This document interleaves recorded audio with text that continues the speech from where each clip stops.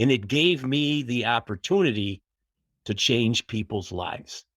And I told you once before, many times, it's not about what you've obtained. It's about the lives that you've changed. It gave me that opportunity. The other opportunity that it gave me, which was great, is it allowed me to reconnect with my family. I'm substitute teaching, and I'm seeing 3 of my grandkids in the halls every day. And they're coming up, Papa Vito, and giving me a hug and a kiss. The other kids are calling me Papa Vito. Kids that aren't even part of the family. Welcome to Your Next Big Project is You, a podcast based around the theme of time. Time to be able to press pause on life. Time to reevaluate what's important. Time to reminisce about where you've come from, what you've learned, and what you've accomplished. Time to revisit your goals, dreams, and vision. And time to remember the people in your life. That's it, my friends. If you've got time, fasten your seatbelt and listen in as we discuss opportunities for the next 5 to 25 years of your life. And remember, your next big project is you.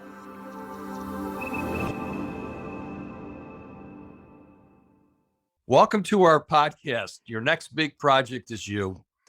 I'm really pleased today, and you're going to be pleased to hear from Vito Torregiano. And I've got a lot to tell you about Vito. He's best known to me as a father, as a grandfather, as a coach, as a friend of many. Talk about someone who's making a difference in the lives of others. And he's made a difference in my life. And that's the emotional piece for me to bring into play here. Is a big brother in my life, as a mentor to me. So Vito, welcome to the show today. So nice to hear you and have a chance to talk to you. All these inspiring things behind you as I look at pictures of some of the greatest golfers in the world and a John Wooden pyramid of success. I know that in your life, many, many influences and things started. What I want to just tell the listening audience today is what a compelling career I know that you had, both at Xerox and at Oki Data. It was a great journey for many, many years. And tell us a little bit about that in terms of, how things started or some of those key inflection points that really made a difference in how you're thinking even today at this point in your life. Well, thank you for that introduction. I could listen to that for hours, and I thought I was going to have to a few minutes ago, but I appreciate that. Listen, it's hey, come on now. It was well deserved. It was well deserved. I could have gone on. You want me to talk another 5 minutes? I can do that. So it's your turn. No, I'm good. What I'm going to try to do is pretty much talk about the things that made me successful, that led me to success. And maybe not success in everybody else's terms, but in the definition of John Wooden, my success. Okay. Yeah. So, the journey that you talk about started in 1973 with Xerox as an associate data analyst. And then ended in January of 2003. I was the vice president of North American sales for Oki Data. And so that pretty much was the 30 years. And there were some things, quite honestly, when I look back on it, this was a cathartic experience, quite honestly, and when I look back at it, there were 6 or 7 things that I did that eventually led to my success. And I say that because people mentioned it to me as I went along. And the first 3 were in Coach John Wooden's pyramid, right? So I'm going to not really talk about inflection points, but these pieces that really, really catapulted me, to different levels in my career. But you start out with the 2 cornerstones, right? We've talked about this so often: hard work and enthusiasm. Those are a must, right? And then my mini pyramid, Coach Wooden's, is 15. In the middle of his pyramid is skill.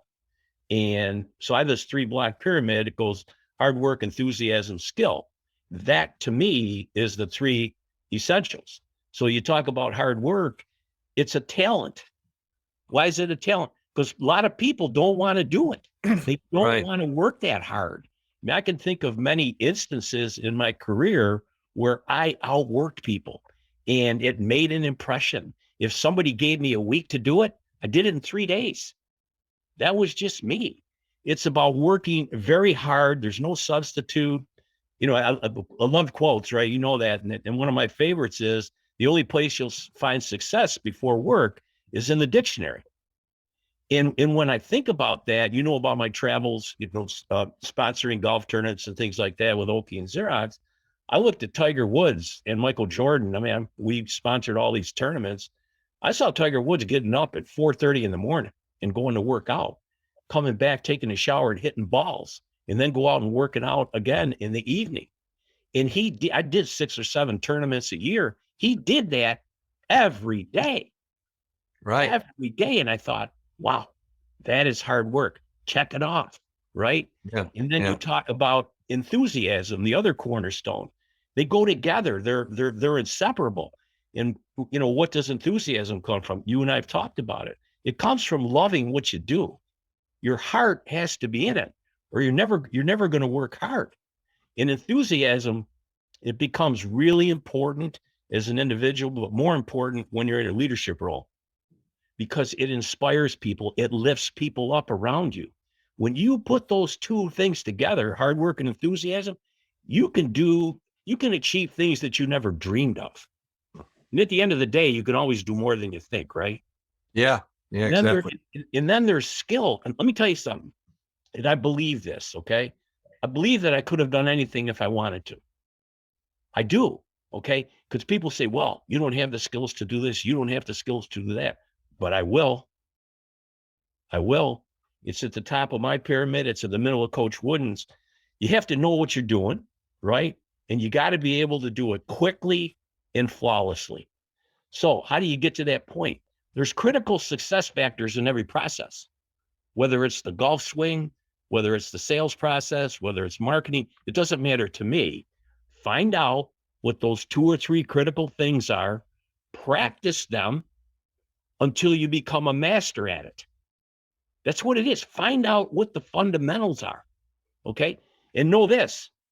This is the true story about great performers. In my mind, the most successful people are nothing more than masters of the basics. That's it. Yeah. So that's what you have to do. Quite simply, they do simple better. You and I have talked many times about, look, whatever you're doing, be a hero, do it to the best of your ability, be a champion. That's what it's about.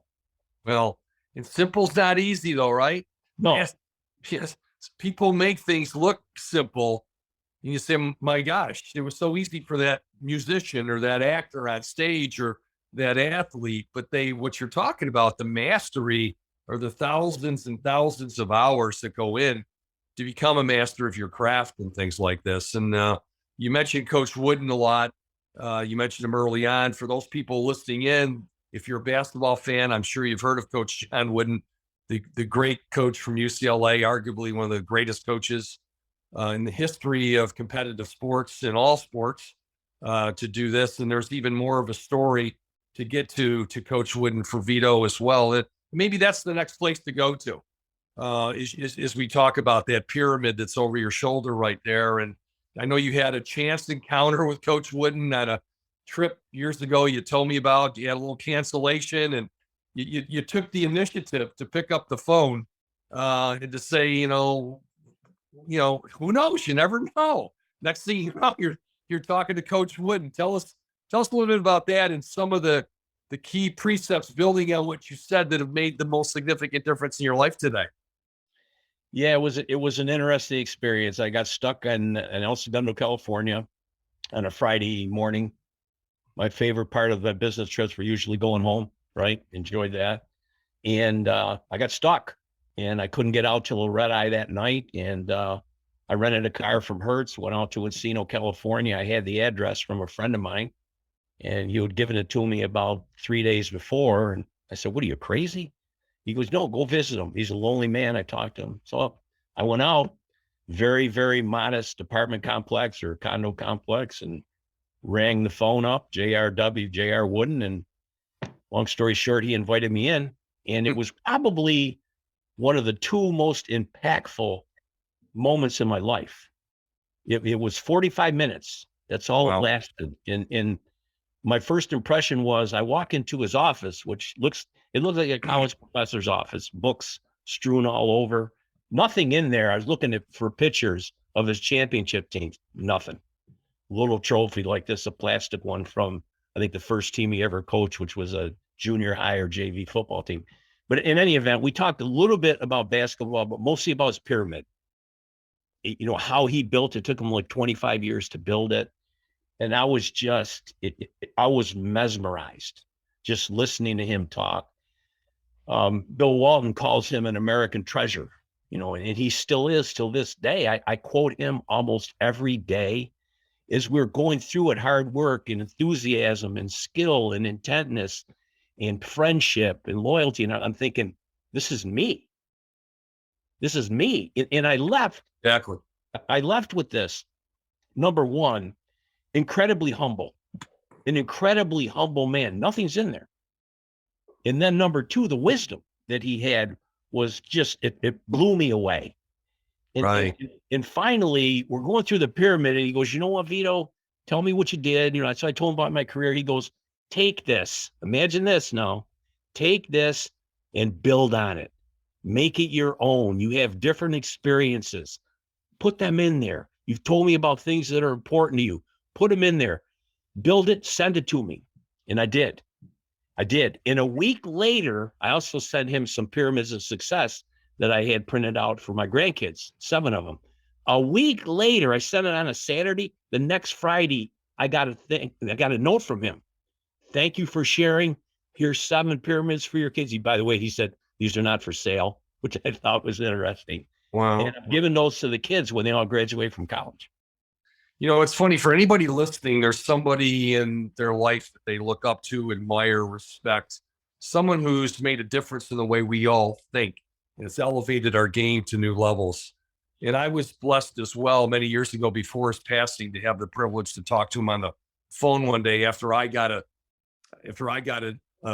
surprise treat in terms of a copy of his book and a signed little card and things that was given through a mutual friend and client of mine. I remember what he told me, Vito, is he said, find ways. And I asked him the same thing with your grandchildren and my kids, and now my soon to be 6 grandchildren.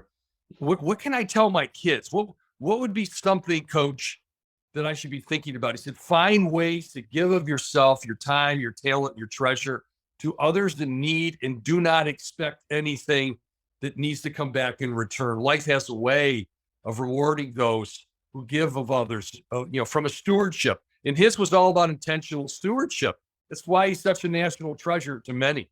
So we could talk about Coach Wooden all day, but I know what happened to you from talking many times about your life story, leaving Xerox 2001, joining Oki Data, fully retiring at a young age in 2003, and some of the discussions you had with Patty, your wife, and eventually you end up at Aquinas Institute in many different roles that you've assisted them with over the years, assisting administration with strategic planning, joining the multiple state championship football team, is an integral coach on the staff, developing bonds and friendships there, seeing kids, your son, the time, I know we'll talk about this, your grandkids, their role, building out what Coach Wooden said. If you really put your mind to something, who the heck are you to become qualified to be an earth science teacher? You're about the last person in the world that I know that I would expect to learn about the stars or astronomy, or just what the world provides us from earth science. Tell us about the role of Aquinas Institute in these many things that have shaped your life. Where do you begin this story? Yeah, I should tell you about the rocks and minerals segment of earth science, buddy. Because when I took the job over, the gentleman I was filling in for said, you're going to have a lot of trouble here, Vito. And I said, no, I'm not. I'm going to blow it out. This Aquinas is about perspective, right? Which I think is the 6th or 7th block on the sabbatical wheel. It's like extended family to me. I mean, the minute we've talked about this before, we brought those 2 gentlemen up and you were gracious enough to present to them. Coach Wooden would have been proud of you that day. But you walk in those doors and the first thing you see is their motto. It's actually on a marble floor. It goes about 30 feet. Teach me goodness, discipline, and knowledge. And the first time I saw it, I thought, What more can you expect from an institution, educational or otherwise? Teach me goodness, discipline, and knowledge. And I started there as a football coach, 2007. I remember that because we won the state championship that year. And, I've done that for the last 14 years until I had the medical issue. We talk about that later if you want. But I started as a football coach in Leo. It's the best experience of my life. Why? Okay. I coached 10, 12 years prior to that at a suburban school. Aquinas is in the middle of the city. It's very, very diverse. Enough said. Okay. And so I got to see that side of life, what those kids in the inner city go through each and every day. It would bring you to tears. I've taken them home. I've had them in my house. They are so loving, so respectful. Okay. And the parents are some of them are working 2 and 3 jobs to change the cycle, to get their kids through there. And it gave me the opportunity to change people's lives. Mm.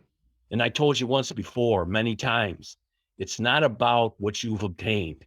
It's about the lives that you've changed. It gave me that opportunity. The other opportunity that it gave me, which was great, is it allowed me to reconnect with my family.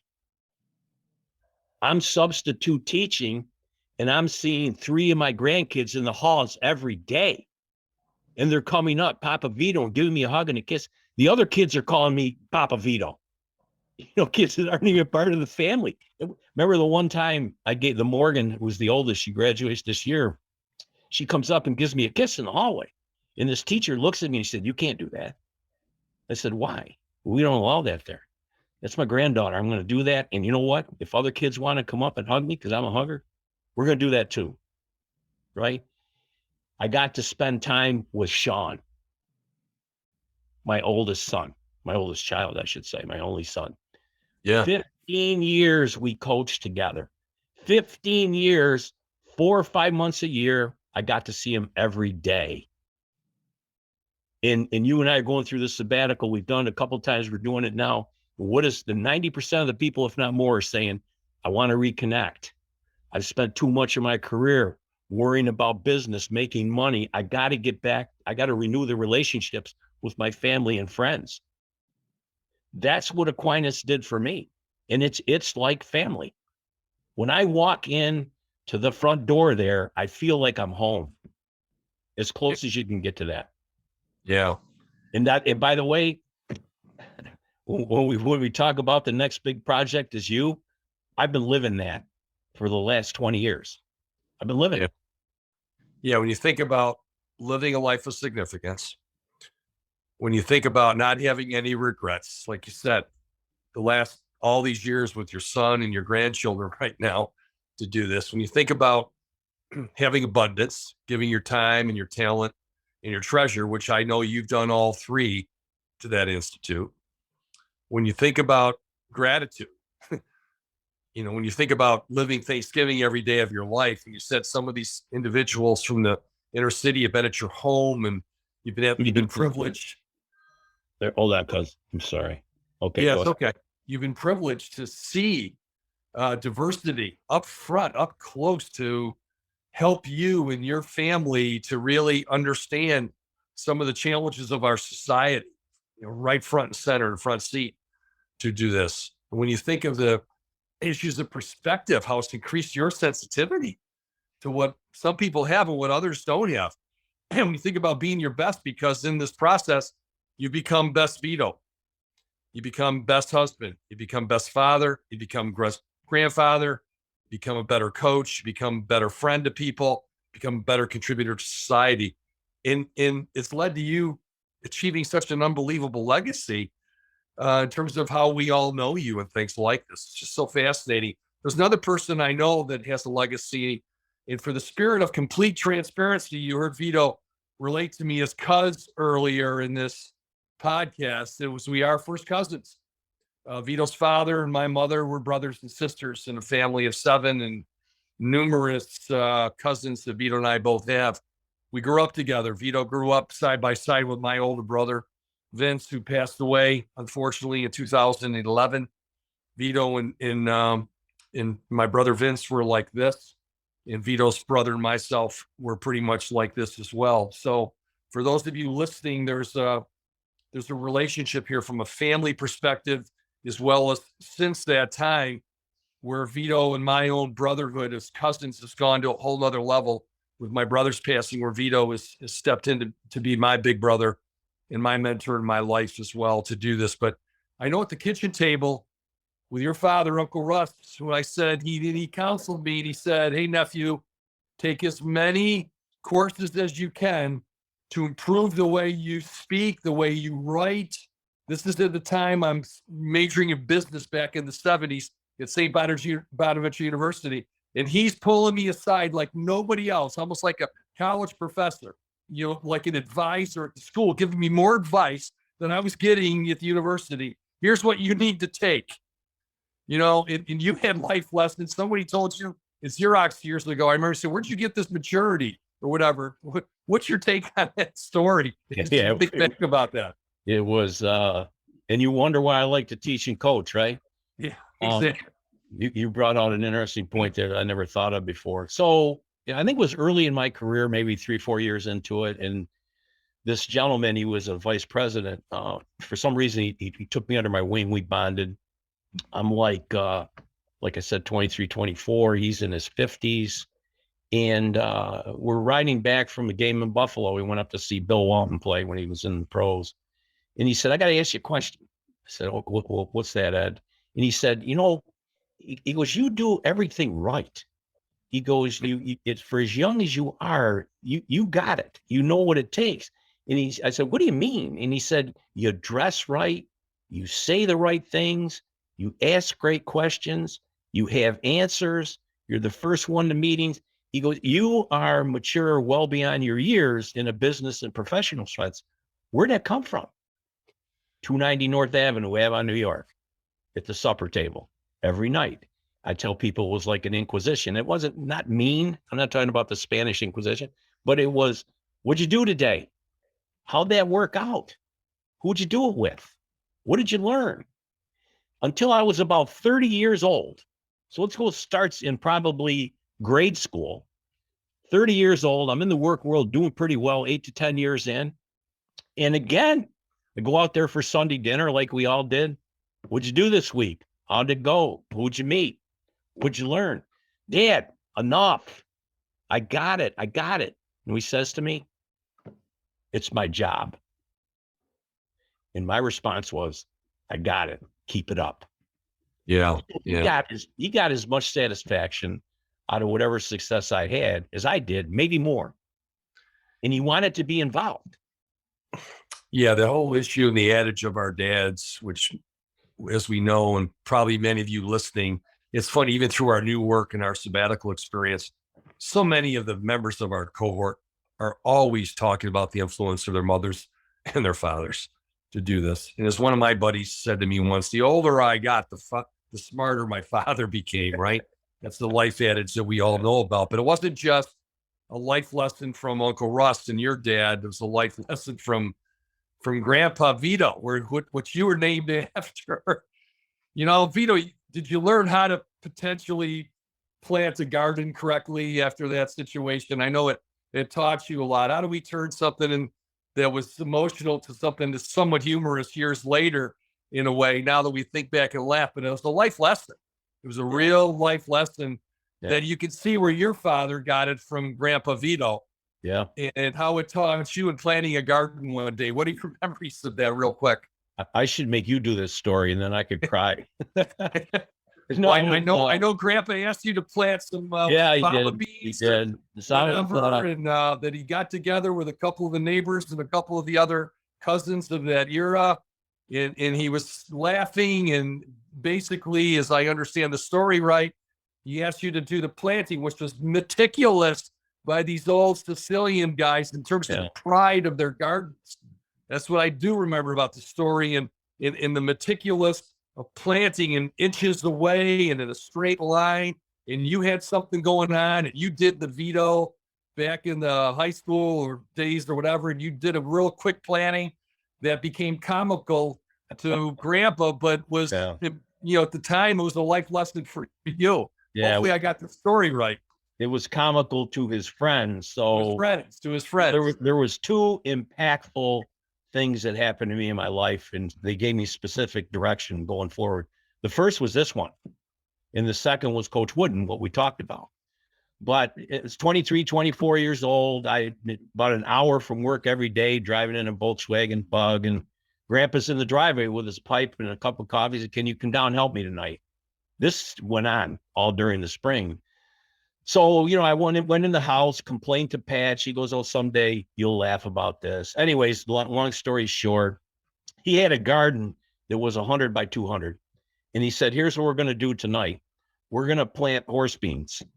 And he said, and by the way, this line was 100 feet long. We're going to plant horse beans 100 feet long. "Yeah, can we do that tonight, Gramp?" "Yeah." It was, Rome wasn't built in a day. He said, "That's because I wasn't there."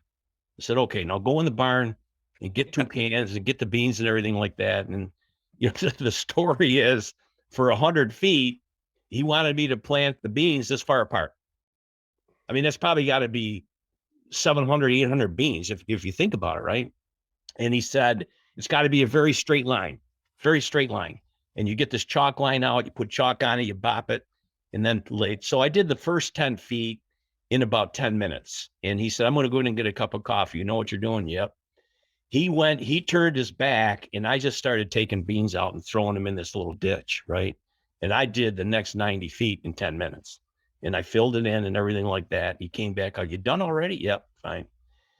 2 weeks later, I go down there. I think it was my mom or my dad said, "You better go see your grandfather. He's not doing well." This, by the way, is a favorite person in my life to that point, and maybe still today. But so I go down there. It's a Saturday morning, and there's all of his friends, Mr. Schuza, Temperato, your grandfather is probably there, and they're laughing. And as I got closer and closer, they kind of separated. And Mr. Schuza said, "Vito, look what your grandfather did."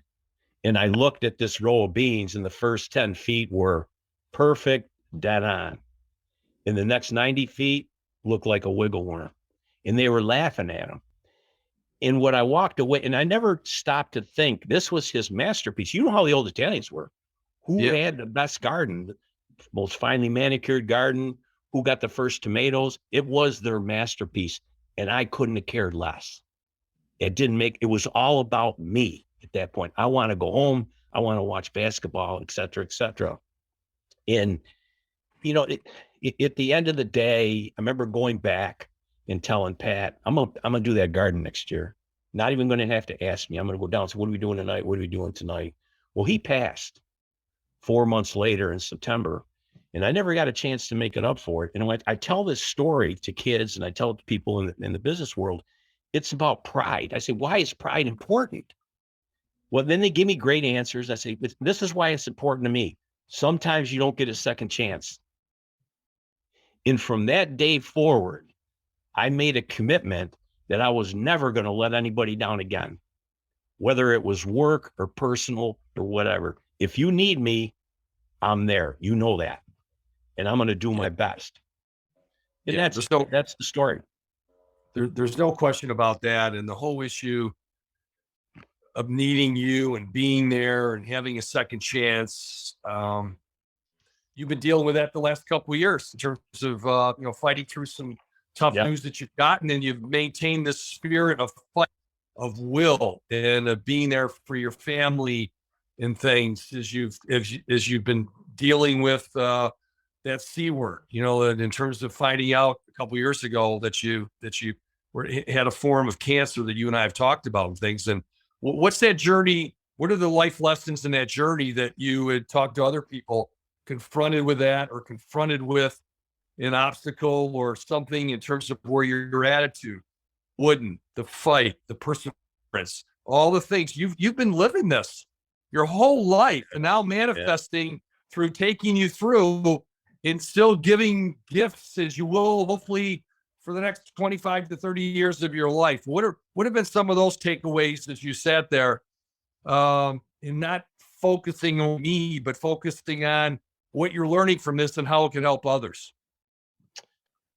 Well, there's this term that I've used a lot when you talk about persistence, and it's basically your will has to exceed your skill, right? And the thing about I had lymphoma, I still do, but it's being managed, and I expect to live many years, based on what all the doctors have told me. But at the end of the day, there's people that say, be positive. I've talked to you about this. Be positive, be strong, fight. Yeah, I'm going to do all that. I get it. Okay. And I appreciate the comments. The best thing to say is, what can I do? What can I do to help you? I'm sorry you have to go through this. So for those of you out there that don't know what to say to people, and I didn't. When I had friends, I had 3 other friends that have either passed or had it. I'm really sorry you have to go through this. What can I do?